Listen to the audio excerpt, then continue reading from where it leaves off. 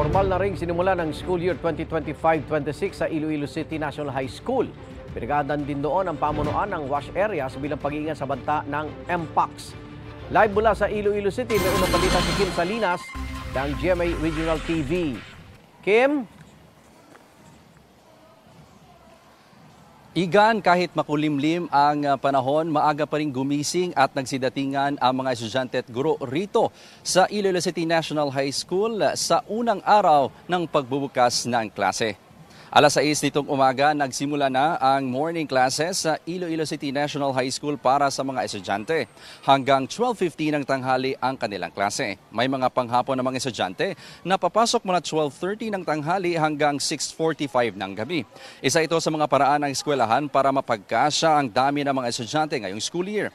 Sa pinakahuling tala ng paaralan, nasa 6,300 ang enrollees ngayong school year.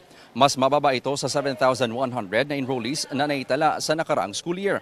Inaasahang madadagdagan pa ang enrollees dahil tatanggap pa ng late enrollees ang paaralan.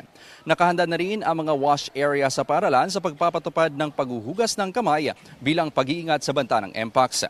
900,000 learners ang nakapag-enroll sa buong Western Visayas noong nakaraang school year at aasahang madadagdagan pa ngayong taon ayon sa DepEd 6. Igan, may ilan namang estudyanteng excited na pumasok ngayong araw. May ilan naman na mismo ang kanilang mga magulang ang naghatid sa kanila dito sa paaralan. Samantala, full alert status na rin ang Police Regional Office 6 sa pagsisiguro ng katiwasayan at kaligtasan sa pagbubukas ng klase. Igan? Maraming salamat, Kim Salinas ng GMA Regional TV. Igan, mauna ka sa mga balita, mag-subscribe na sa GMA Integrated News sa YouTube para sa iba't ibang ulat sa ating bansa.